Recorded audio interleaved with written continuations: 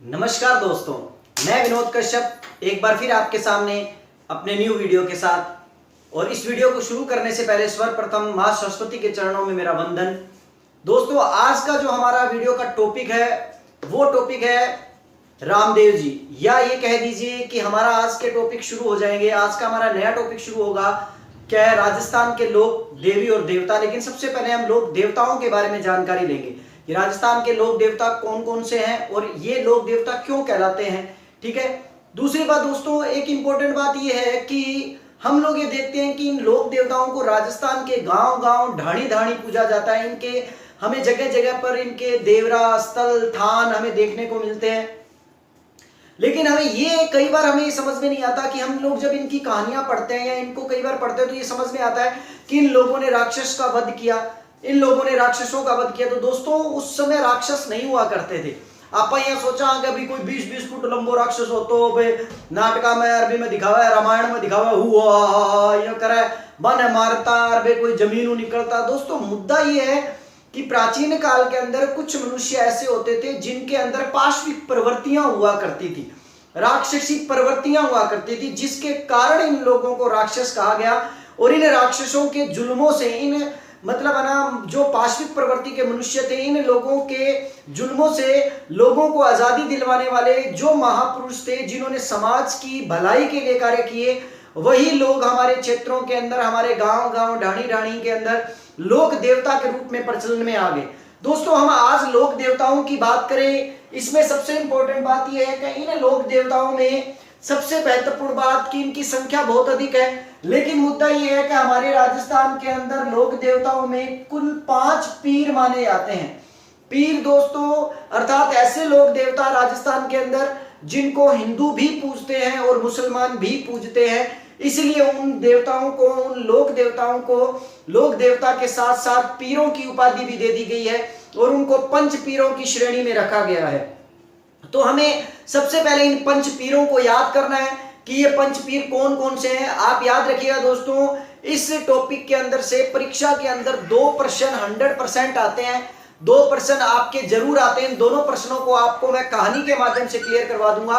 आप केवल इस वीडियो के साथ जुड़े रहिए, मेरे चैनल के साथ जुड़े रहिए। दोस्तों चलिए आइए, हम इस वीडियो को शुरू करने से पहले मेरी एक अपील कि जिन बच्चों ने मेरे चैनल को सब्सक्राइब नहीं किया है वो मेरे चैनल को सब्सक्राइब कर लें और साथ ही साथ बेल आइकन को भी दबा लें ताकि मेरे न्यू वीडियोस के नोटिफिकेशन आपको मिलते रहें। तो चलिए दोस्तों, हम सबसे पहले इन पंच पीरों को याद करते हैं।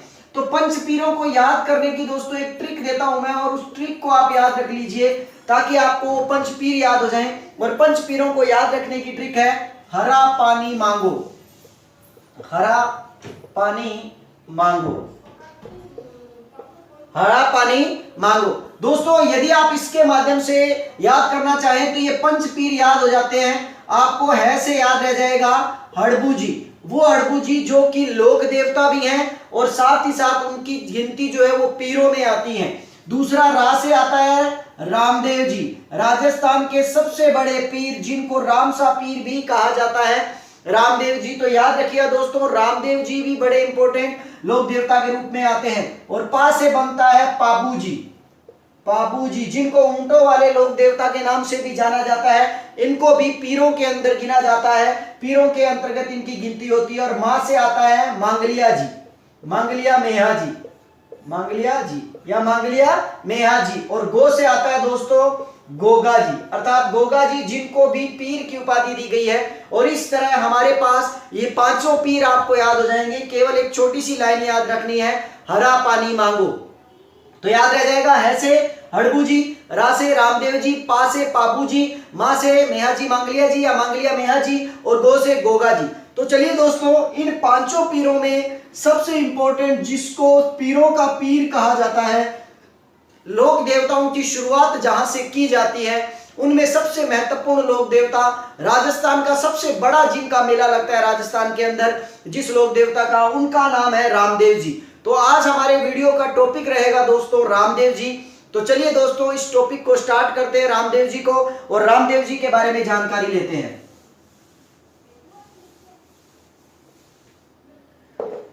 दोस्तों, रामदेव जी को पढ़ने से पहले मैं रामदेव जी के बारे में आपको थोड़ा सा जानकारी दे दूं कि रामदेव जी महाराज जो हैं, ठीक है ना, बाबा रामदेव जी जो हैं, ये इनके आगे तंवर लगाया जाता है क्योंकि ये एक राजपूत क्षत्रिय परिवार से थे, तंवर वंशीय राजपूत थे दोस्तों ये रामदेव जी, और मल्लीनाथ जी के समकालीन थे। ये भी याद रखिएगा दोस्तों, रामदेव जी जो है वो किसके समकालीन थे? मल्लीनाथ जी के समकालीन थे, मल्लीनाथ जी के समकालीन थे,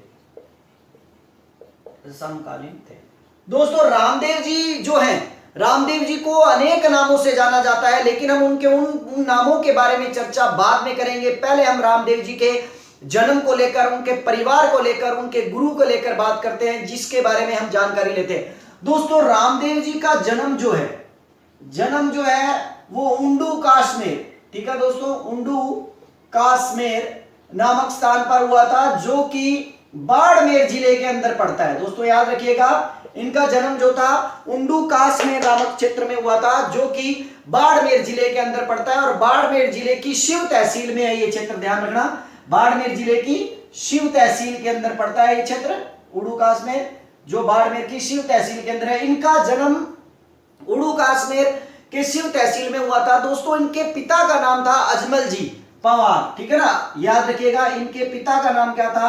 अजमल जी या अजमाल जी, और इनकी माता का नाम जो था वो था मैणा दे। ये क्वेश्चन आया हुआ है दोस्तों कि रामदेव जी की माता का क्या नाम था? मैणा दे। तो मैं आपको एक छोटी सी बात बताता हूं दोस्तों, हुआ ये कि मैणा दे के काफी लंबे समय तक कोई पुत्र नहीं हो रहा था, कोई संतान नहीं हो रही थी।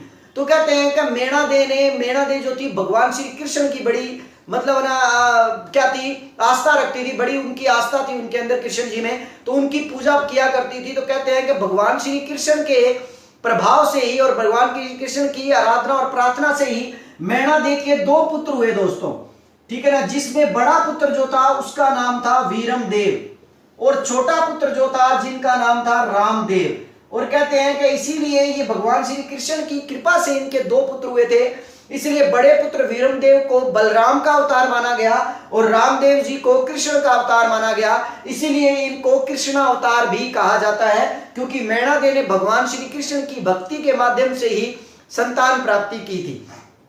तो दोस्तों याद रखिएगा, रामदेव जी को क्या कहा जाता है उपनामों में? कृष्ण अवतार या कृष्ण के अवतार भी कहा जाता है। आपको दोस्तों एक छोटी सी बात बता दूं कि रामदेव जी जो हैं, रामदेव जी के लिए कहते हैं कि भगवान श्री कृष्ण ने भी रामदेव जी के लिए कहा था, भगवान श्री कृष्ण ने भी कुछ बोला था, वो मैं आपको बताता हूं कि रामदेव जी के बारे में उनके द्वारा, भगवान श्री कृष्ण के द्वारा ये कहा गया था कि बादुड़ारी बीजड़ो, ठीक है ना, क्या बादुड़ारी बीजड़ो जद चांदो करे प्रकाश, तो रामदेव बण आऊसू तू राखी रहे विश्वास। ठीक है दोस्तों, इसका मतलब क्या हुआ कि बादुड़ारी बीजड़ो जद चांदो करे प्रकाश, तो रामदेव बण आऊसू तू राखी रहे विश्वास। ये बात श्री कृष्ण जी ने कही थी, और इसीलिए इनका जन्म जो था, भगवान रामदेव जी का जो जन्म जो था, उनका जन्म जो तिथि जो थी वो भादवा सुदी थी, अर्थात भाद्रपद की शुक्ल, भादवा सुदी भाद्रपद की शुक्ल द्वितीया को इनका जन्म हुआ था, भाद्रपद की शुक्ल द्वितीया को इनका जन्म हुआ था, जिसको बाबेरी बीज के नाम से जाना जाता है। दोस्तों याद रखिएगा, उसे क्या कहा जाता है? बाबेरी बीज, बाबेरी बीज। इसीलिए इस उक्ति से बिल्कुल स्पष्ट होता है कि रामदेव जी जो थे वो भगवान श्री कृष्ण के क्या थे? अवतार थे। और इसीलिए भगवान श्री कृष्ण ने उस वक्त ये कह दिया था कि मैं रामदेव के अवतार में आऊंगा, और कब आऊंगा? क्या बादुड़ी रो बीजड़ो, ठीक है ना, जद चांदो करा प्रकाश, जब चांद क्या होगा? प्रकाश कर रहा होगा, और भादवा की क्या होगी? द्वितीया होगी। तब उस वक्त में क्या है, क्या मतलब है, बाबेरी बीज के दिन जो है मतलब है जन्म लूंगा, और कहते हैं कि तू रखना विश्वास में आऊंगा जरूर। और इस तरह रामदेव जी का पदार्पण हुआ। रामदेव जी क्या है? मैणा दे के गर्भ से उत्पन्न हुए, और वीरमदेव जी बलराम के अवतार कहलाए, और रामदेव जी किसके अवतार कहलाए? कृष्ण के अवतार कहलाए। दोस्तों इसके साथ ही आगे हम बात करेंगे कि इनकी पत्नी के बारे में। दोस्तों ये कहानी मैं आपको थोड़ा बाद में बताऊंगा, चलो मैं इनकी पत्नी के बारे में जिक्र कर लेता हूं ताकि आपको यहीं पर याद हो जाए। ठीक है दोस्तों, इनकी पत्नी का नाम था नेतल दे। याद रखिए दोस्तों, इनकी पत्नी का नाम क्या था? नेतल दे। अब ये नेतल दे है, इसीलिए रामदेव जी का एक उपनाम आ जाता है नेतल का भरतार, क्योंकि आपने के है गांव में और प्राचीन काल में और मारवाड़ में कि है कि कोई भी लुगाई जो है नहीं बा आपके आदमी ने नाम लेकर कौन पुकारा बा, केवल भरतार का नाम बुलवा है, ठीक है नहीं, हमारो भरतार आ गयो, ठीक है नहीं। तो इसीलिए नेतल के भरतार के नाम से भी जाने जाते हैं। क्यों? क्योंकि ये नेतल के क्या थे? पति थे। लेकिन इसके पीछे बड़ी इंटरेस्टिंग कहानी है, क्योंकि नेतल जो थी वो किसकी पुत्री थी? अमरकोट के राजा दल्ले सिंह की या दल सिंह की क्या थी? पुत्री थी। दल सिंह की कोडी पुत्री थी। याद रखिए दोस्तों, दल सिंह की क्या थी? कोडी पुत्री थी। इनके कोड था, पैरों से विकलांग थी, ठीक है ना, चला जाता नहीं था। बचपन में बड़ी खूबसूरत थी, लेकिन इनके आकस्मिक किसी प्रकार की बीमारी लग गई, जिसके कारण ये कोडी हो गई। किसी प्रकार का कोई रिश्ता नहीं हो रहा था। और कहते हैं कि एक बार रामदेव जी अपनी धर्म की बहन, याद रखिए दोस्तों, मैं इसके बारे में आगे चर्चा करूंगा, लेकिन मैं यहां बता देता हूं कि रामदेव जी की एक धर्म की बहन थी जिसका नाम था डालीबाई। क्या नाम हो? डालीबाई। और किसी जातियों संबंधी थी आप? मेघवाड़ जातियों। दोस्तों आप याद रखियो कि मेघवाड़ जातियों के ही संबंधित थी। तो डालीबाई और रामदेव जी आपका क्या का मतलब भजन गाता, कीर्तन गाता क्यों होया कि एक बार अमरकोट चल गया, और अमरकोट का राजा दल सिंह ने को ये पता लग गया कि भाई भगवान रामदेव जी जो है, या मतलब बाबा रामदेव जी जो है वो हमारे यहाँ क्या कर रहे हैं? पधार रहे हैं। तो बाबा रामदेव जी जब अमरकोट पहुंचे तो दल सिंह वहां गया और वहां जाकर उनके आगे हाथ जोड़कर बोला कि महाराज आप आए हो तो मेरी बेटी को देखो, मेरी बेटी जो है उसके कोड है, उसके दोनों टांगों से वो चल नहीं सकती है, विकलांग है। आप अपने चमत्कार से, क्योंकि उस वक्त रामदेव जी के काफी चमत्कार किए गए थे रामदेव जी के द्वारा, और उनकी ख्याति जो थी वो बड़ी प्रसिद्ध हो गई थी, ठीक है ना दोस्तों। ये भी याद रखिएगा, ये अमरकोट वर्तमान में क्या है? सिंध प्रांत में पड़ता है, पाकिस्तान के अंदर, पाकिस्तान के सिंध प्रांत के क्षेत्र में पड़ता है अमरकोट। ये वही अमरकोट है जहां के राजा वीर साल के घर पर क्या था कि अकबर का भी जन्म हुआ था। तो दोस्तों मैं जो बता रहा हूं हुआ ये कि उनके काफी कोड था। तो रामदेव जी वहां गए तो रामदेव जी ने नेतल को बुलवाया, और नेतल को बुलवाकर उसके ऊपर हाथ फेरा। तो कहते हैं कि चमत्कार से उनका कोड जो है वो क्या हो गया?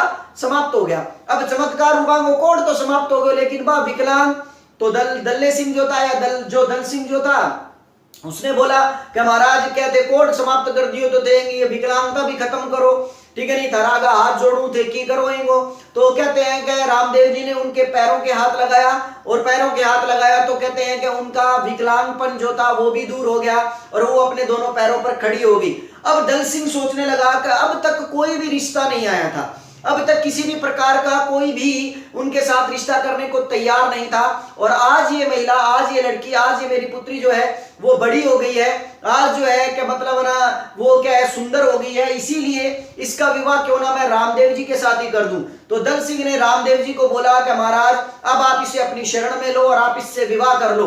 तो मैंने क्यों? रामदेव जी कह गए यार मैं तो हूं ब्रह्मचारी, मैं तो क्या है विवाह कर कौन सकूं। तो दल सिंह कहेगा महाराज अब क्या है कहते जद सर पर हाथ फेर ही दियो, टांगा का हाथ लगा ही दियो, तो बाकी रह के गयो, तो अब क्या है विवाह ही कर लियो, बड़ो बड़ो जो क्या है वो रहो वो पूरा कर लियो।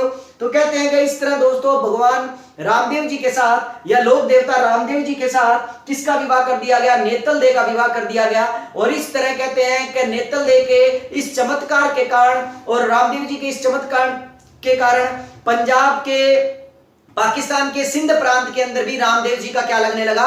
मेला लगने लगा। ठीक है दोस्तों, ये याद रखिएगा। इनकी धर्म की बहन डालीबाई थी, और एक चीज और दोस्तों, इनकी जो दो सगी बहनें और थी, याद रखिए दोस्तों, इनकी दो सगी बहनें थी जिनके बारे में इनका नाम बता देता हूं। जिसमें नंबर 1 पर एक बहन थी उनकी जिसका नाम था सुगना बाई, और एक का नाम था लाचा। दोस्तों ये दोनों जो हैं ये रामदेव की सगी बहनें थी, रामदेव जी की सुगना बाई और लाचा बाई, और एक उनकी क्या थी? धर्म की बहन थी। तो दोस्तों ये याद रखिएगा, ये इनके परिवार से संबंधित कुछ बातें थी जो मैंने आपको बताया। रामदेव जी हमेशा एक घोड़ा रखते थे, रामदेव जी के पास हमेशा एक घोड़ा हुआ करता था जिसको क्या कहा जाता था? नीला। ठीक है ना, तो याद रखिए दोस्तों ये नीला। अब अपने मारवाड़ में अब थे दोस्तों, ये कहता होना कैसर इसको किताबों में कई जगह लीला लिखा गया है। तो दोस्तों मारवाड़ में नए को लय बोला जाता था। आपको ध्यान हो तो मारवाड़ के अंदर एक जाति आती है जो कि कपड़ा रंगाई का काम करती है, जिसको नीलगर बोलते हैं, जो कि नील क्या है, क्या मतलब है ना, चुनियों के अंदर कपड़ा रंगाई करने को काम करे। लेकिन अभी ने क्या नीलगर ने बोलकर आज के टाइम में क्या बोला? लीलगर। ठीक है दोस्तों, तो वही रीजन है जिंगा कारण लीला ने क्या बोला है? नीला बोला, और नीला ने क्या बोल दिया? आपा लीला बोल दिया। तो याद रखियो कोई बड़ी बात को नहीं, लेकिन बिंगा घोड़ा को नाम जो रामदेव जी को बोके हो नीला ही हो, नीला का नाम बोके करे जान तो बुलायो जान तो, नीला का नाम बिन के करे जान तो मतलब ना पुकार करे जान तो, बिना मतलब ना संबोधित करो जान तो, आ ध्यान रखियो दोस्तों। चलो दोस्तों दूसरी बात, अब रामदेव जी की बात कर रहे हैं तो रामदेव जी के इतनी चीजों के बारे में बात करी तो अब कहते हैं कि रामदेव जी के गुरु भी थे, क्योंकि कह रहा है नहीं कि गुरु बिना ज्ञान को नहीं, ठीक है नहीं, और सागई है कह रहा है कि गुरु बिना घोर अंधेरो, ठीक है, तो गुरु बिना घोर अंधेरो, तो रामदेव जी किन्नू उजालो प्राप्त कर लिया भी गुरु बिना, तो ये बात से क्या है कि रामदेव जी का जो गुरु जो थे उन गुरु का नाम था बालीनाथ। याद रखिए दोस्तों, रामदेव जी के गुरु का नाम क्या था? बालीनाथ। और एक चीज और बता दूं दोस्तों, यही बालीनाथ जी हड़बू जी के भी गुरु थे, और हड़बू जी रामदेव जी के मौसी बेटा भाइयों, मौसी बेटो भाइयों दोस्तों, मोसेरो भाइयों, तो याद रखियो हड़बू जी भी रामदेव जी के समकालीन थे, मल्लीनाथ जी भी उनके समकालीन थे, और हड़बू जी जो है रामदेव जी के मौसेरे भाई थे। ये उनकी 24 वाणियों में कुछ पंक्तियां उनके माध्यम से भी हमें पता लगता है कि मां जयो मोसेरो भाई मारो हड़बू जी, ये बात उनकी 24 वाणियों में भी अंकित है, उनमें भी क्या किया गया, कहीं कहीं इनका जिक्र किया गया है। तो बालीनाथ इनके गुरु थे और हड़बू जी जो थे इनके मौसी बेटे भाई थे। तो याद रखिए उसने बोला भी है कि मेरो मां जयो भाई, या मेरा अवतार जो है हड़बू जी भी है। तो इस तरह रामदेव जी को पूजने वाले लोग हड़बू जी को भी पूज लेते हैं, और हड़बू जी की ख्याति भी इस वजह से भी है क्योंकि वो रामदेव जी के क्या थे, मौसेरे भाई थे, और उनके गुरु भी जो थे वो बालीनाथ जी थे। चलिए दोस्तों हम इस क्रम में आगे बढ़ते हुए एक चीज बताता हूं आपको, थोड़ा सा इंटरेस्टिंग चीज आती है कि रामदेव जी जो है दोस्तों, रामदेव जी के मंदिर की आरती जो है, आरती जो है वो बड़ा इंपॉर्टेंट आरती है दोस्तों रामदेव जी की। और रामदेव जी के मंदिर की आरती जो है, उस आरती का एक छोटा सा भाग मैं आपको सुनाता हूं, बड़ा ही इंटरेस्टिंग भाग है और बड़ा ही सुंदर भाग है। उसके अंदर आपको इन लोगों के नामों के बारे में जिक्र चल जाएगा, और एक ऐसे व्यक्ति का जिक्र आएगा उसके अंदर जो व्यक्ति रामदेव जी के लिए बड़ा ही इंपॉर्टेंट है, जिसका जिक्र हमने अभी नहीं किया है। मैं आपको वो आरती जो है रामदेव जी की, उसका कुछ भाग जो है वो गाकर बताता हूं, वो आपको सुनाकर बताता हूं, और साथ साथ में मेरे वीडियो के अंदर आपको इस आरती को सुनने को भी मिलेगा मेरी आवाज के साथ ही। आप ये दोनों चीजें जो है वो ध्यान रखिए ताकि आपको याद हो जाए। उसमें सुनिए दोस्तों वो क्या है, वो क्या है कि पिछम धरा सुमारा पीर जी पधार्या, पिछम धरा सुमारा बाप जी पधार्या, पिछम धरा सुमारा बाप जी पधार्या, हरी अजी मली अभी थारी लियो, लाछा सुगेणा उतारे हरदी आरती, हर जीरे भाटी चवर ढोले, बेकुंठा में बाबा होवे थारी आरती। सुनते रहिए।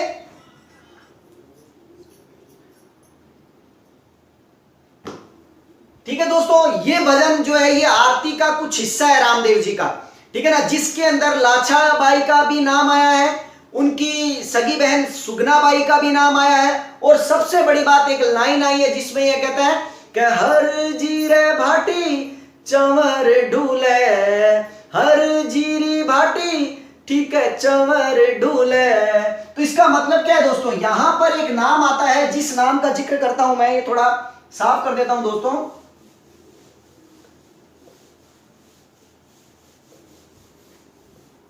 यहां पर जिक्र आता है हरजी भाटी का, हरजी भाटी। दोस्तों कई बार हमारे पास एक क्वेश्चन आ जाता है कि बताइए कि रामदेव जी से संबंधित निम्न में से कौन कौन से लोग हैं। मैंने लाचा का नाम बताया, मैंने सुगनाबाई का नाम बताया, मैंने डालीबाई का नाम बताया, मैंने उनके पिता अजमल जी का नाम बताया, उनकी पत्नी नेतल दे का नाम बताया, माता मेणा दे का नाम बताया, मैंने उनके मौसेरे भाई अड़बू जी का नाम बताया, मैंने उनके गुरु बालीनाथ जी का नाम बताया, ठीक है ना। अब दो लोग ऐसे रह गए हैं जिनके नाम मैं आपको बताने जा रहा हूं। एक है हरजी भाटी।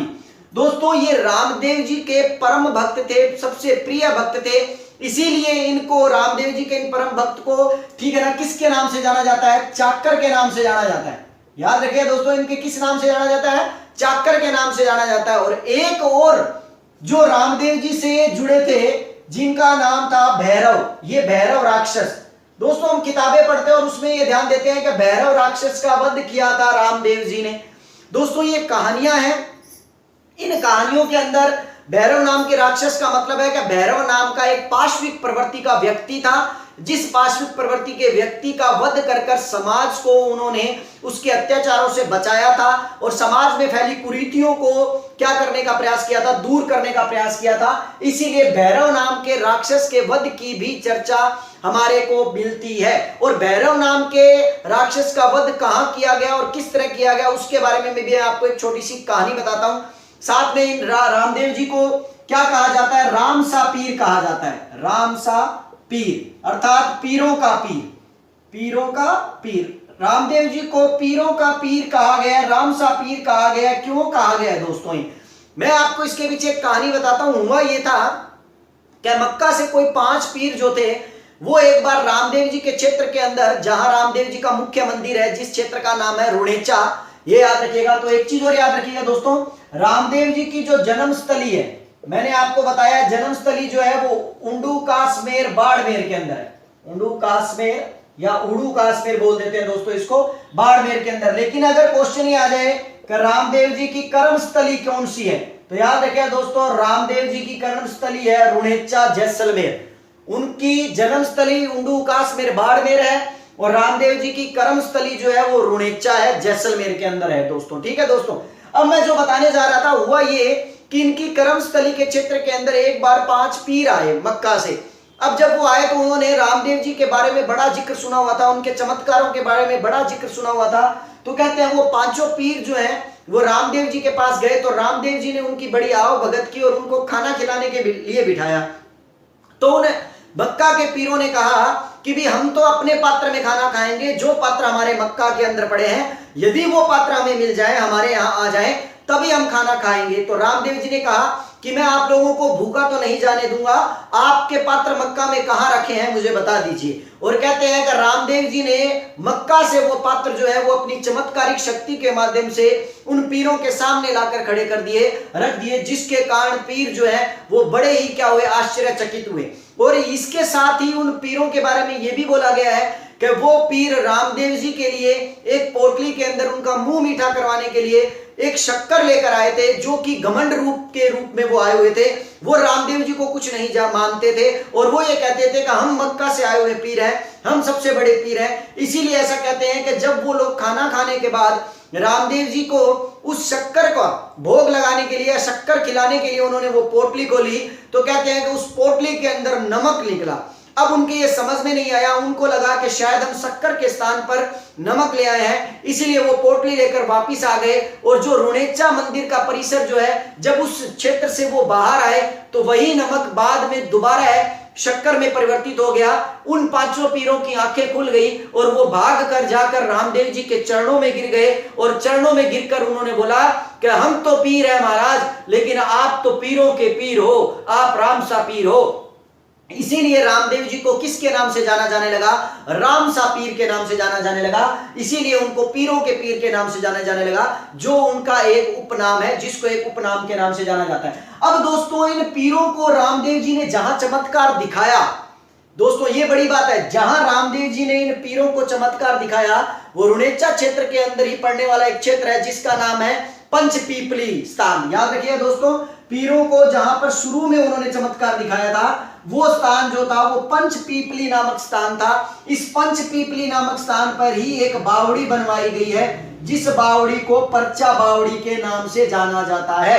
क्योंकि याद रखिए दोस्तों, परचा प्राचीन काल में चमत्कार के रूप में माना जाता है, इसलिए ये परचा बावड़ी उस काल के अंदर पड़ने वाले अकाल और पानी की आवश्यकता के लिए बनाई गई थी, जिसको परचा बावड़ी के नाम से जाना गया है, जिसका निर्माण पंचपीपली नामक स्थान पर किया गया था, जहां पर भैरव नाम के राक्षस का वध भी किया था और साथ ही इन पीरों को उन्होंने क्या दिखाया था, चमत्कार भी दिखाया था।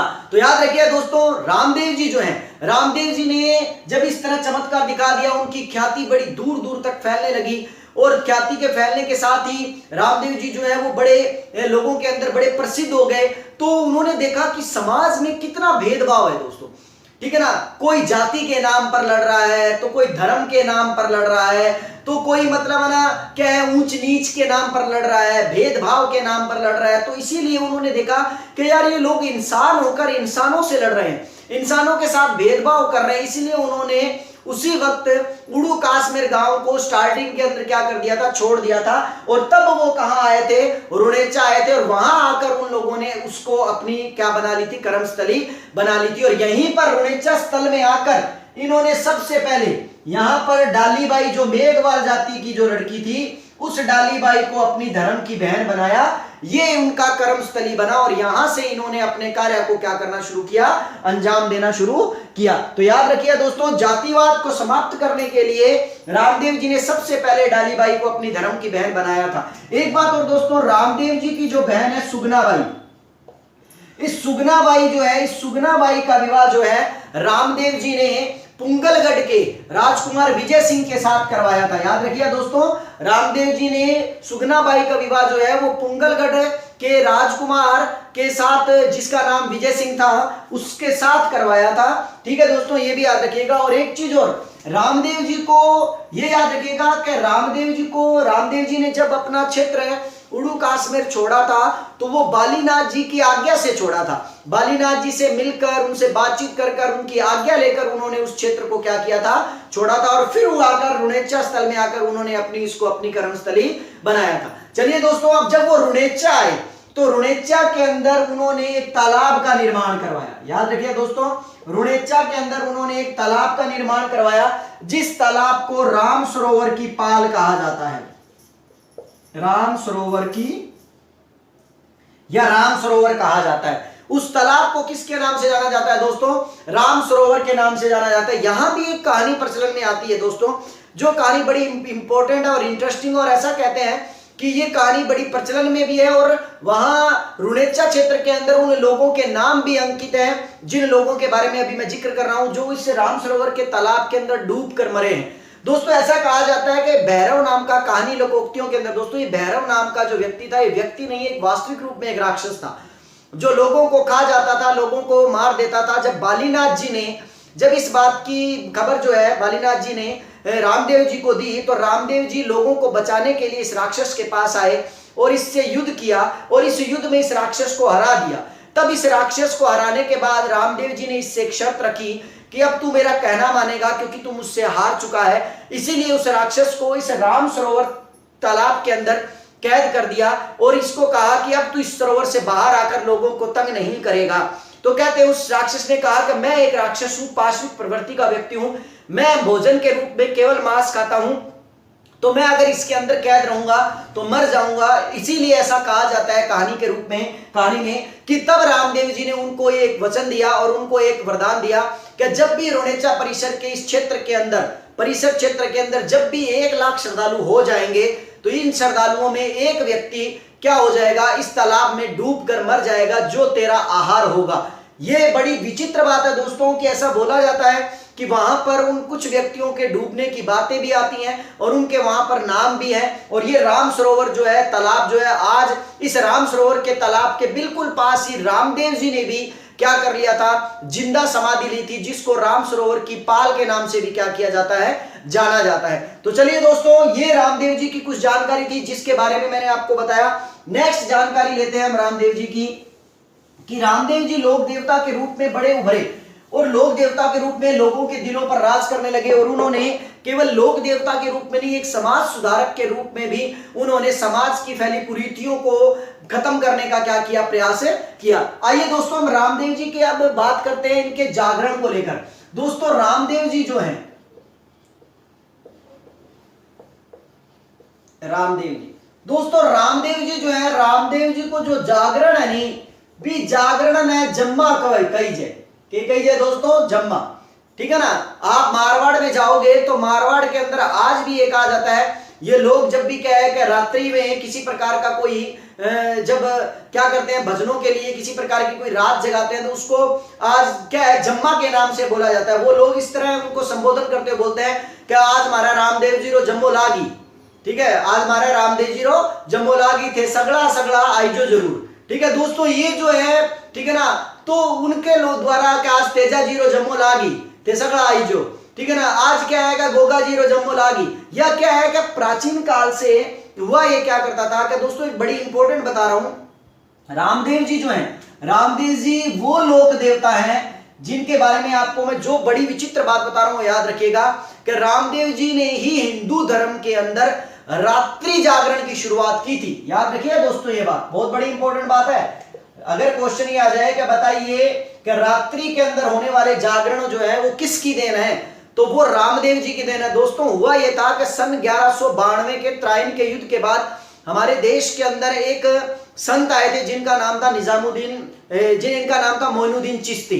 मोइनुद्दीन चिश्ती ने आकर अजमेर के क्षेत्र में अपने आप को बसा लिया और अपनी मीठी बोली के माध्यम से और लोगों को प्रभावित करते हुए क्या होने लगे, वो हिंदू से उन्हें मुस्लिम धर्म में परिवर्तित करने लगे। ठीक है ना। और कहते हैं कि उसके बाद ये जो मोइनुद्दीन चिश्ती जो थे, गरीब नवाज जो थे, इन्होंने क्या है कि ये कवालियां गाया करते थे। और कवालियां जो थी ये क्या करते थे, शाम के वक्त में जो लोग थके हारे होते थे और क्या अपने कामकाज से आते थे, उन शाम के वक्त में, रात के वक्त में ये कवालियां गाकर उन्हें सुनाया करते थे। और यही रीजन था जिसके कारण रामदेव जी ने भी क्या किया कि अपने समय के अंदर, रामदेव जी का जन्म याद रखिएगा दोस्तों 1405 के अंदर हुआ था। रामदेव जी का जन्म 1405 में हुआ था और इन्होंने जिंदा समाधि 1458 में ली थी। बड़ी इंपॉर्टेंट बात है दोस्तों, याद रखिएगा। इनका जन्म 1405 में हुआ था और इन्होंने जिंदा समाधि जो थी वो 1458 में ली थी, अर्थात 53 वर्ष की आयु के अंदर इन्होंने जिंदा समाधि ले ली थी।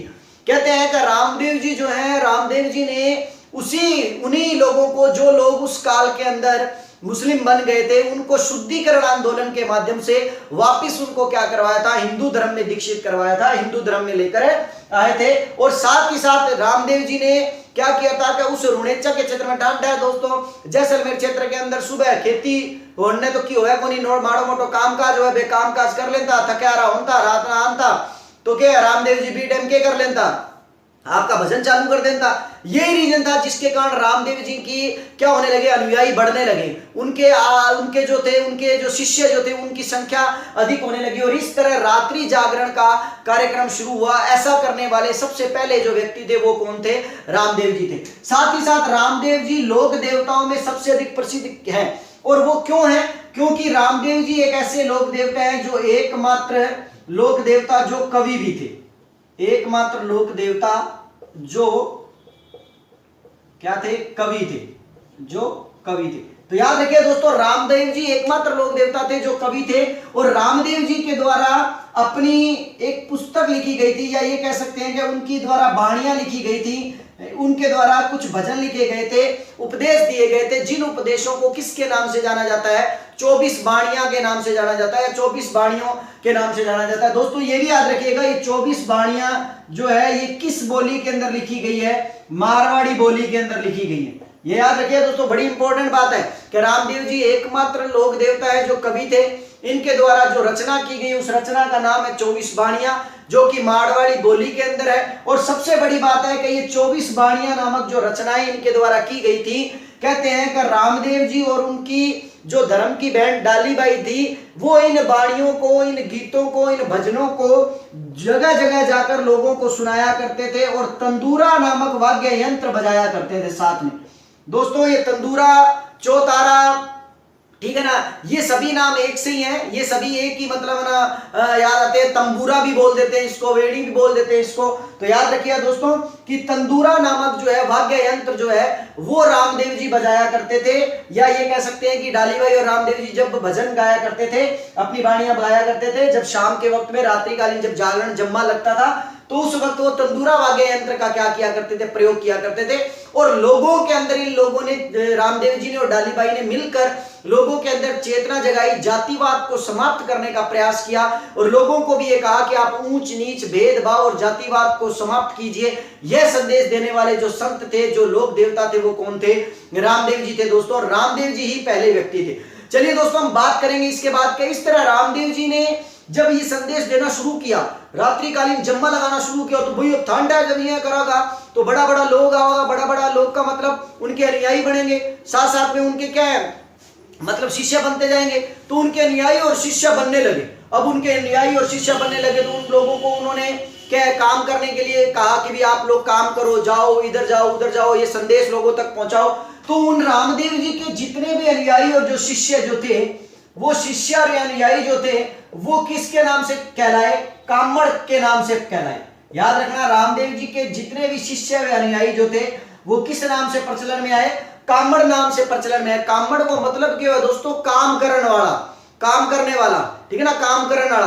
काम करने वाले जो लोग थे वो कामड़ कहलाए। और कहते हैं कि रामदेव जी ने इसी के आधार पर कामड़ पंथ या कामड़िया पंथ की स्थापना की, जिस कामड़िया पंथ के अंदर वो सभी लोग थे जो रामदेव जी के को मानते थे, पूजते थे और उनके अनुयायी थे और उनके शिष्य थे। तो याद रखिए दोस्तों, कामड़िया पंथ की स्थापना भी किसके द्वारा की गई थी? रामदेव जी के द्वारा की गई थी। रामदेव जी ने ही कामड़िया पंथ की क्या की थी? शुरुआत की थी, उसकी स्थापना की थी। और कामड़िया का अर्थ क्या होता है? काम करने वाला। अर्थात ये जो लोग थे ये जगह जगह जाकर जाति प्रथा, भेदभाव, ऊंच नीच को समाप्त करने का लोगों को संदेश देते थे और लोगों में अलग जगाया करते थे। बड़ी इंपॉर्टेंट बात है दोस्तों ये, ठीक है दोस्तों। अब मैं जैसा कि मैंने आपको बताया कि ये तंदूरा, रामदेव जी एक बार तंदूरा बजाता नेतल देव मिलन गया नहीं, तो भाई यही होया, रामदेव जी क्या तंदूरा बजाता बजाता निकल के आ गए। अब जैसलमेर के आगे आप जानती हो क्या पाकिस्तान है, तो तंदूरा बजाते बजाते डाली भाई और रामदेव जी निकल के आ गए सिंध में जा गए। और क्या बटा अमरकोट का राजा दल सिंह ने सागा मिल गया और फिर बांगे बाद नेतलू मिल गया, बांगे सागा बांगो क्यों हो विवाह हो। इसलिए एकमात्र लोक देवता है जिनका मेला पाकिस्तान के अंदर भी भरता है। याद रखिए दोस्तों, जिनका मेला पाकिस्तान में भरता है। उसका रीजन क्योंकि रामदेव जी पाकिस्तान का क्या जवाई है, ठीक है ना। क्यों? क्योंकि भट्टू छोरी लैंड है तो नॉर्मल बन गया, पाकिस्तान का क्या बन गया? जवाई बन गया, ठीक है नहीं। अर्थात नेतल उनकी क्या थी? पत्नी थी, जिसके कारण क्या था? वो पाकिस्तान या उस क्षेत्र के क्या हो गए? जवाई भी हो गए। अब एक चीज और बड़ी इंपॉर्टेंट दोस्तों याद रखिएगा, जो मैंने आपको वहां नहीं बताई यहां बताता हूं, कि रामदेव जी का एक पुत्र हुआ था नेतल देव से। रामदेव जी का पुत्र, याद रखिए दोस्तों, रामदेव जी के पुत्र का नाम था सादा। ये याद रखिए दोस्तों, रामदेव जी के पुत्र का नाम क्या था? सादा, जो नेतल के गर्भ से उत्पन्न पुत्र था दोस्तों, याद रखिएगा। और इसीलिए रामदेव जी का पूरा जो मतलब ना परिवार जो था वो संपूर्ण हो चुका था। और रामदेव जी जो थे जगह जगह जाकर, नेतल भी उनके साथ जा जाकर लोगों के अंदर अलग जगा रही थी। अब यहां पर एक और इंपॉर्टेंट बात दोस्तों, कि रामदेव जी जो है, इंपॉर्टेंट बात ये आती है कि रामदेव जी का मैंने आपको अभी पीछे बताया, इसको थोड़ा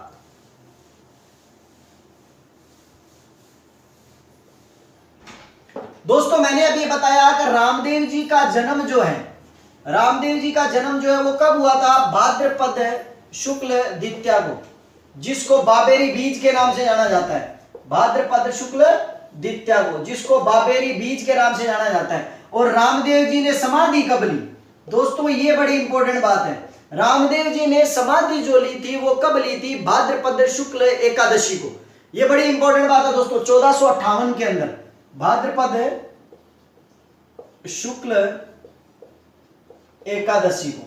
अब आपको ये याद हो जाएगा दोस्तों, कैसे याद हो जाएगा ये देखिए, क्या उनका जन्म भाद्रपद शुक्ल द्वितीया को हुआ था, बाबेरी बीज के दिन, भाद्रपद शुक्ल एकादशी को 1458 के अंदर उन्होंने समाधि ली थी और 1405 में उनका जन्म हुआ था। तो कहते हैं कि रामदेव जी का जो मेला है ना, वो मेला भी इन्हीं दिनों के अंदर भरता है दोस्तों, याद रखिएगा।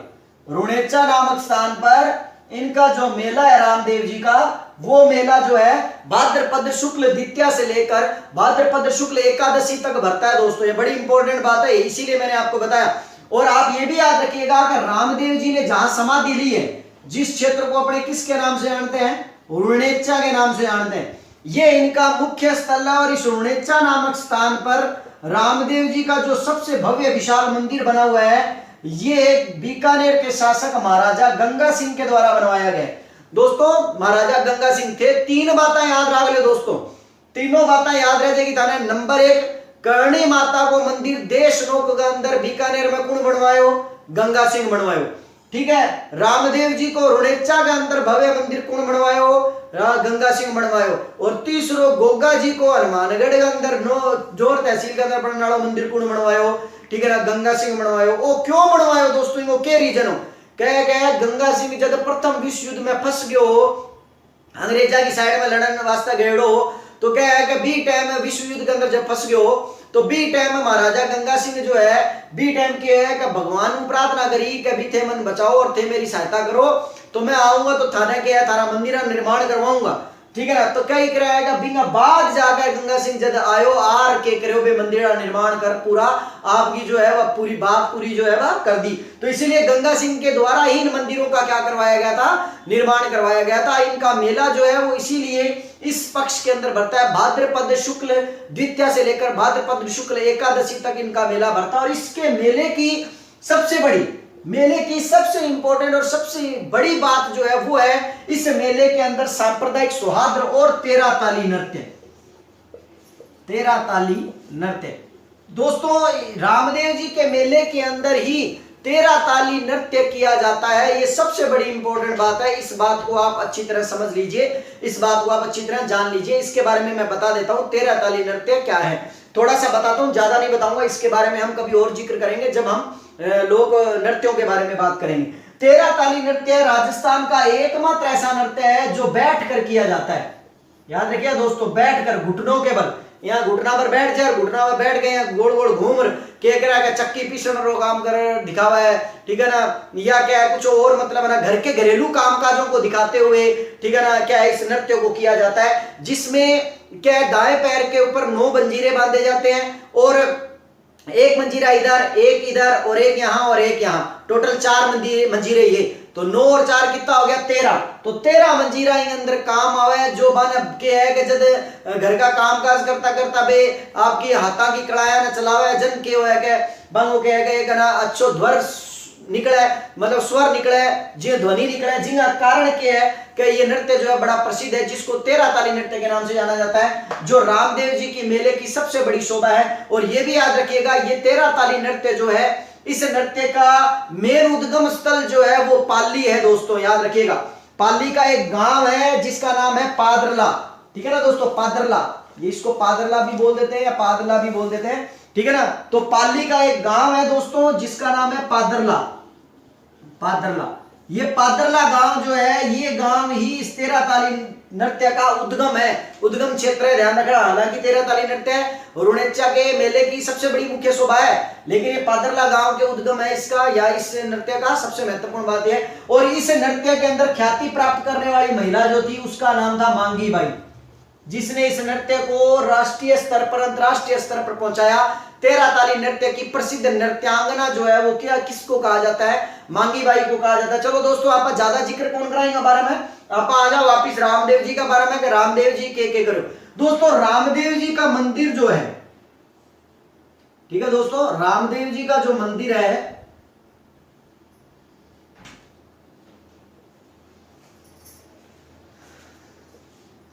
रामदेव जी का जो मंदिर है दोस्तों, उस मंदिर की मुख्य बात यह है कि रामदेव जी के मंदिर के अंदर एक ध्वजा लगी रहती है दोस्तों, याद रखिएगा। जो ध्वजा क्या है, पंच रंगी ध्वजा है या पचरंगी ध्वजा है। लेकिन दोस्तों ये भी याद रखिएगा कि रामदेव जी के कुछ मंदिरों के अंदर सफेद ध्वजा भी लगाई जाती है। लेकिन सबसे इंपॉर्टेंट बात यह है कि क्वेश्चन आए तो उसका आंसर पचरंगी ध्वजा ही होगा जिसमें 5 रंग होते हैं। लेकिन अगर पंचरंगी नहीं आता है तो आप याद रखिएगा उसका उत्तर क्या होगा, सफेद होगा। तो रामदेव जी के मंदिर के अंदर एक ध्वजा लगी रहती है जो पचरंगी होती है, सफेद रंग की भी होती है। इस ध्वजा को क्या कहा जाता है, नेजा। दोस्तों याद रखिएगा इस ध्वजा को क्या कहा जाता है, नेजा। मुख्य बात क्या है दोस्तों, मुख्य बात ये नहीं है कि इसको नेजा कहा जाता है, मुख्य बात ये है कि जितने भी लोक देवता है ना, इन लोक देवताओं की ध्वजा को किसी लकड़ी पर नहीं टांगा जाता है। वो बात अलग है कि आज के प्रचलन में हम ऐसा कर देते हैं, लेकिन इनके मुख्य मंदिरों में जाओगे तो इनकी ध्वजा जो है, इनका नेजा जो है वो एक भाले के अंदर लटकाया जाता है, भाले के एक अंदर लगाकर उसको फहराया जाता है। इसी वजह से इनको क्या कहा जाता है, नेजा कहा जाता है। तो याद रखिएगा रामदेव जी के मंदिर की ध्वजा को किसके नाम से पुकारा जाता है, नेजा, जो कि पंचरंगी होती है। पंचरंगी ध्वजा के नाम क्या है, मतलब उसका कलर होता है। चलिए दोस्तों नेक्स्ट बात करेंगे हम। रामदेव जी के जब मंदिर में जाते हैं तो मंदिर में जाने के साथ याद रखिएगा कि रामदेव जी के मंदिर में जाने पर हम रामदेव जी की मूर्तियों की पूजा नहीं करते हैं, बल्कि उनकी पूजा के रूप में, प्रतीक चिन्हों के रूप में हम पगलिया की पूजा करते हैं। दोस्तों याद रखें, पगलिया मतलब चरणों के निशान, पैरों के निशान, पगलिया, ठीक है ना। पगलिया दोस्तों दांडा है कि पगलिया प्राचीन काल में आपने क्या है पीछे का टाइम के अंदर घर के अंदर भी टॉयलेटा में पगलिया बने रहता, पैरा निशान होता। ये वास्ते बाद में मैंने बंद किया गया कि वो क्या हो तो के क्या मतलब माना बांगो निशान है, तो इसलिए उनको बंद किया गया। आपने देखा होगा गौर से। और इसीलिए क्या है कि ये सिस्टम जो है बैठने वाली टॉयलेट हुआ करती थी उसमें भी ये होते थे, वो बंद कर दिए गए थे। तो याद रखिएगा रामदेव जी के का मुख्य प्रतीक चिन्ह जो है वो किसके नाम से जाना जाता है? पगलिया के नाम से जाना जाता है। उनकी पूजा जो होती है वो पगलियों की पूजा होती है। उनके मतलब है ना, जब आप मंदिर में जाते हो तो पगलियों के नाम से उनकी पूजा की जाती है। राम जी का घोड़ा मैंने बता ही दिया। रामदेव जी का घोड़ा जो है वो किस नाम से जाना जाता है? नीला के नाम से जाना जाता है, जो कि क्या है, क्या मतलब जिसको नीला घोड़ा कहते हैं। क्या नीलो घोड़ो नवल रो और मोतिया जड़ी लगाम, नीलो घोड़ो नवल रो और मोतिया जड़ी लगाम। आपको पता है, आपने जब छोटे होते थे तब भी अपने कई बार मतलब ना घोड़े की डिमांड भी करते थे, ठीक है ना, तो ये याद रखना। तो ध्यान रखना दोस्तों, इनका घोड़ा नीला था। अब रामदेव जी की एक और बड़ी बात दोस्तों, कि रामदेव जी के जो गीत हैं, गीतों को, रामदेव जी के जो गीत गाए जाते हैं, भजन गाए जाते हैं, उन गीतों को ब्यावला कहते हैं दोस्तों, याद रखिएगा। उन गीतों को किसके नाम से जाना जाता है? ब्यावला के नाम से जाना जाता है। और ब्यावला जो गीत है रामदेव जी के, ये केवल और केवल दो ही जाति गाती है, एक तो मेघवाड़, एक कामड़, जो मैंने बताया कामड़िया पंथ की स्थापना की थी रामदेव जी। तो याद रखिएगा दोस्तों कि रामदेव जी के ब्यावला नामक जो गीत हैं उनको केवल मेघवाल जाति के लोग और कामड़ जाति के लोग ही मतलब गाते हैं। और एक चीज और, अगर क्वेश्चन ही आ जाए कि बताइए कि लोक देवताओं में सबसे लंबा गीत किसका है, तो सबसे लंबा गीत किसका है? रामदेव जी का है। क्वेश्चन ही आ जाए कि लोक देवताओं में सबसे लंबा गीत किसका है, तो रामदेव जी का। लेकिन अगर क्वेश्चन ही आ जाए कि लोक देवी देवताओं में सबसे लंबा गीत किसका है, तो यहां पर देवी भी शब्द जुड़ गया है, इसीलिए याद रखिएगा कि जीर्ण माता का गीत जो है वो सबसे लंबा है, जिसको चिरजा के नाम से जाना जाता है। तो इसलिए याद रखिएगा कि लोक देवताओं में सबसे लंबा गीत रामदेव जी का, लोक देवियों में सबसे लंबा गीत किसका? जीर्ण माता का। और लोक देवी देवताओं में सबसे लंबा गीत किसका? जीर्ण माता का। तो याद रखिए दोस्तों, रामदेव जी का लोक देवताओं में सबसे लंबा गीत माना जाता है, सबसे लंबा गीत गाया जाता है। और जब ये ब्यावले गाए जाते हैं, गीत गाए जाते हैं, तो इन ब्यावले गीतों के साथ कामड़ जाति के या मेघवाल जाति के जो लोग हैं वो क्या करते हैं कि साथ में एक क्या करते हैं कि एक वाद्य यंत्र बजाते हैं दोस्तों, जिस वाद्य यंत्र को तंबूरा या तंदूरा कहा जाता है। जैसा कि मैंने आपको पहले भी बताया, जो रामदेव जी डालीबाई के साथ क्या किया करते थे, बजाया करते थे। तो तंदूरा या क्या है, तंबूरा भी गाया जाता है। और तंदूरा या तंबूरा वाद्य यंत्र का सबसे प्रसिद्ध कलाकार कौन है? प्रहलाद सिंह टिपाणिया है। याद रखिएगा, तंदूरा या तंबूरा जो वाद्य यंत्र है उसका सबसे प्रसिद्ध कलाकार जो है वो है प्रहलाद सिंह टिपाणिया।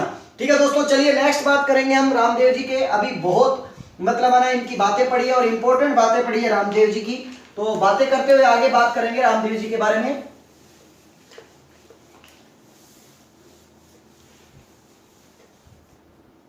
दोस्तों रामदेव जी जो हैं, रामदेव जी का बात करते हुए करें कि रामदेव जी की फड़ है, जो रामदेव जी की जो फड़ है दोस्तों, इस फड़ के बारे में बात करें तो रामदेव जी की फड़ जो है वो कामड़ जाति के लोग बांचते हैं।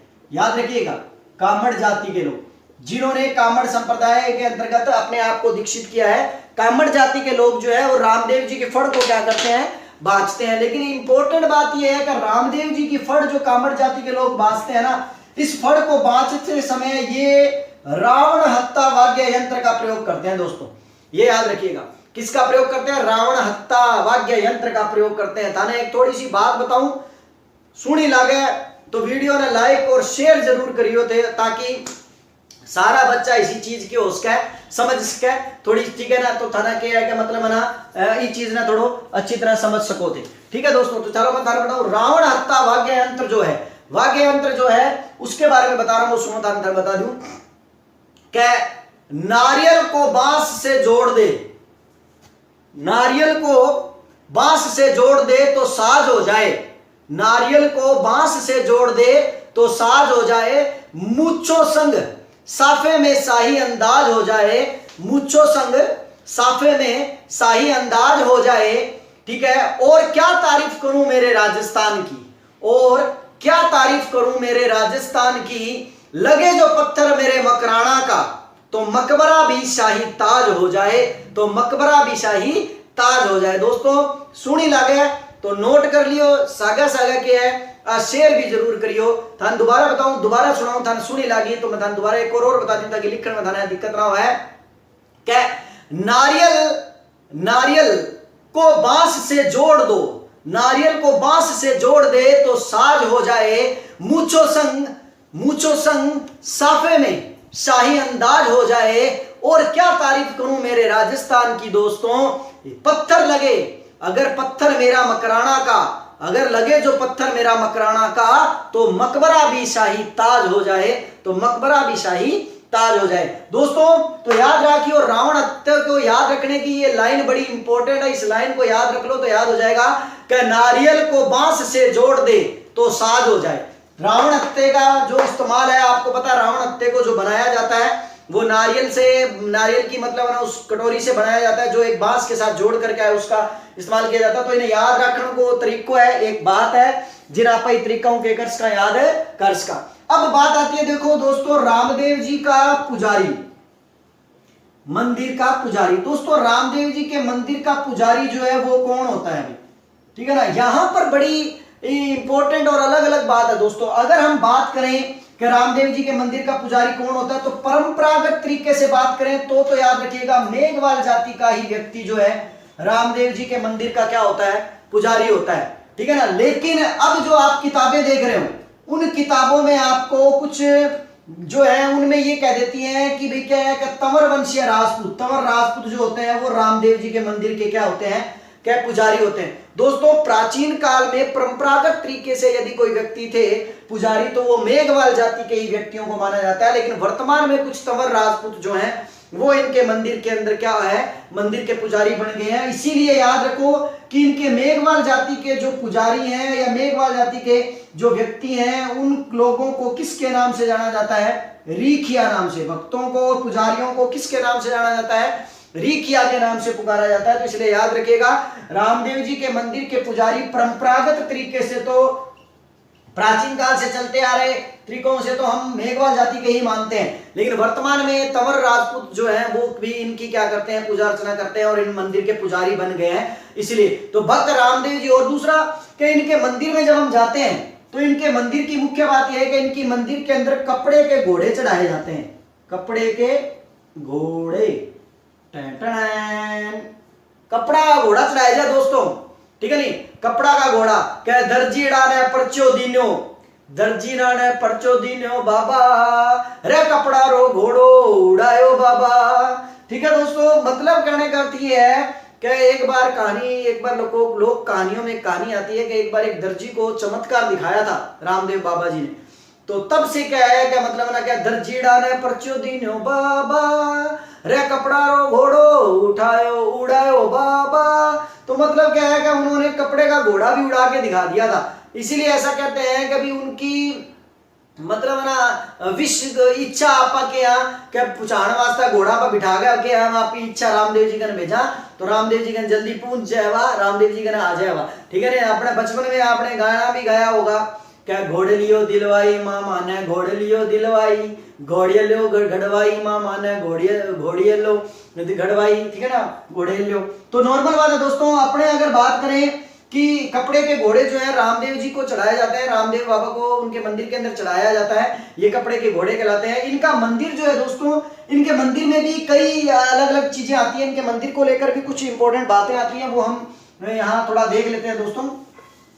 कि रामदेव जी के मंदिरों की बात करें तो रामदेव जी के जो मंदिर हैं उन मंदिरों के अंदर सबसे प्रमुख मंदिर रामदेव जी का जो है, मंदिरों में सबसे प्रमुख मंदिर रामदेव जी का जो है वो है रुणेचा का मंदिर। याद रखिए दोस्तों, इनका सबसे प्रमुख जो मंदिर है वो रामदेव जी का मंदिर जो है रुणेचा का मंदिर है। इस रुणेचा वाले मंदिर के अंदर लगने वाला मेला ही मारवाड़ का कुंभ कहलाता है दोस्तों, सबसे बड़ा मेला है, इसलिए इसको मारवाड़ का कुंभ भी कह देते हैं, ठीक है दोस्तों, जो जैसलमेर के अंदर पड़ता है, याद रखिएगा दोस्तों। और इसीलिए जैसलमेर जो है वो पश्चिम दिशा के अंदर है, इसलिए रामदेव जी को पिछम धरारा दिशा भी बोल देते हैं, पिछम धरारो बाद शोकुण है रामदेव जी। तो ये याद रखिए सबसे मुख्य मंदिर जो है वो क्या है, रामदेवरा जो है, जिसको प्रमुख क्या बोला जाता है, रामदेवरा भी बोला जाता है। तो रामदेवरा जो है वो रुणेचा को कहा जाता है दोस्तों। अब आता है रामदेवरा, दूसरा रामदेवरा या मिनी रामदेवरा, मिनी रामदेवरा, छोटा रामदेवरा, दूसरा रामदेवरा, मिनी रामदेवरा, वो जो है वो कहां पड़ता है दोस्तों, छोटा रामदेवरा, मिनी रामदेवरा, ये सब नामों से जाने जाने वाला जो मंदिर है वो खुंडियावास नागौर का है दोस्तों। हालांकि वो खुंडियावास क्षेत्र जो है दोस्तों नागौर अजमेर की सीमा पर ही है, लेकिन आपा इन्हें के करांगा खुंडियावास ने कि मैं रखांगा नागौर में रखांगा, क्योंकि अधिकतर भाग जो है इसका वो कहां पड़ता है, नागौर के अंदर ही पड़ता है दोस्तों, ये याद रखिएगा। तो खुंडियावास नागौर जो है, खुंडियावास नागौर के अंदर इनका मिनी रामदेवरा है, या मिनी रामदेवरा के नाम से उस क्षेत्र को जाना जाता है, या अपने ये कह सकते हैं दूसरा रामदेवरा के नाम से जाना जाता है। अब अगर ये क्वेश्चन ये आता है कि एक और आता है कि छोटा रामदेवरा कौन सा है, मिनी रामदेवरा, दूसरा रामदेवरा तो हो गया भाई, अब ये छोटा रामदेवरा कौन सा हो गया भाई। छोटा रामदेवरा दोस्तों राजस्थान से बाहर है, गुजरात के अंदर एक क्षेत्र है जिसका नाम है जूनागढ़। जूनागढ़ के अंदर एक मंदिर है जिस मंदिर को छोटा रामदेवरा के नाम से जाना जाता है, ठीक है दोस्तों। तो ये याद रखिएगा, गुजरात क्षेत्र के अंदर पड़ा करता है। लेकिन अब क्वेश्चन आ जाए अपना क्षेत्र को, जिन्हें कहे कि शेखावटी का रामदेवरा कौन सा है, शेखावटी का रामदेवरा। तो दोस्तों याद रखिएगा, शेखावटी का रामदेवरा नवलगढ़ झुंझुनू के अंदर है, नवलगढ़ के अंदर है, कहां है, झुंझुनू के अंदर। नवलगढ़ झुंझुनू के अंदर जो मंदिर पड़ता है उसको दोस्तों छोटा रामदेवरा के नाम से क्या किया जाता है, जाना जाता है। उसको छोटा रामदेवरा के नाम से क्या किया गया है, मतलब बुलाया जाता है, या उस प्रसिद्धि प्राप्त हुई है। उसके बाद रामदेव जी के कुछ और इंपॉर्टेंट मंदिर है, जिसमें एक मंदिर आता है बिरांगटिया, बिरांगटिया, बिरांगटिया मंदिर। ये जो बिरांगटिया मंदिर जो है राजस्थान के अंदर पड़ता है दोस्तों, ये बिरांगटिया गांव के अंदर पड़ता है। ये मंदिर जो है, ये बिरांगटिया गांव वाला जो मंदिर है, जो रामदेव जी का सबसे इंपॉर्टेंट मंदिर है, ये दोस्तों किस जिले के अंदर पड़ता है, पाली। अब यहां पर आपको ये याद रखनी है दोस्तों, जो मैं आपको सबसे इंपॉर्टेंट चीज बता रहा हूं। आप गाइडों में या कहीं कहीं चीजों में कई बार हम देखते हैं और हम पजल हो जाते हैं कि ये पाली नहीं लिखा हुआ है, वहां पर लिखा हुआ है अजमेर। तो याद रखिए दोस्तों, अजमेर में नहीं पड़ता है, ये बिरांगटिया गांव जो है, बिरांगटिया पाली वाला जो मंदिर है वो पाली के अंदर है। और रामदेव जी का एक और इंपॉर्टेंट, सबसे इंपॉर्टेंट मंदिर है जिसका नाम है सुरताखेड़ा के अंदर, सुरताखेड़ा में। और सुरताखेड़ा जो है वो कहां पड़ता है दोस्तों, चित्तौड़ में, चित्तौड़गढ़ में। तो ये रामदेव जी के कुछ मंदिर हैं जो बड़े इंपॉर्टेंट मंदिर हैं, चित्तौड़ के अंदर आते हैं। दोस्तों रामदेव जी की बात करते हुए हम एक व्यक्ति को भूल गए हैं जिसका नाम है लक्खी बंजारा, ठीक है दोस्तों, लक्खी बंजारा। कई बार ये क्वेश्चन आया हुआ है कि बताइए निम्न में से रामदेव जी का संबंध किन लोगों से है, तो उसमें एक लक्खी बंजारे का भी नाम आता है। देखो दोस्तों, लक्खी बंजारे का नाम जो है सुनने को हमें मिलता है रामदेव जी की लोक कथाओं के अंदर। ये लक्खी बंजारा जो है रामदेव जी की लोक कथाओं में इसका नाम सुनने को मिलता है। और ऐसा कहा जाता है कि इसके पास ये क्या था कि माल ढोने के लिए 1 लाख बैलों का बहुत बड़ा जो था झुंड था, समूह था, कारवां था।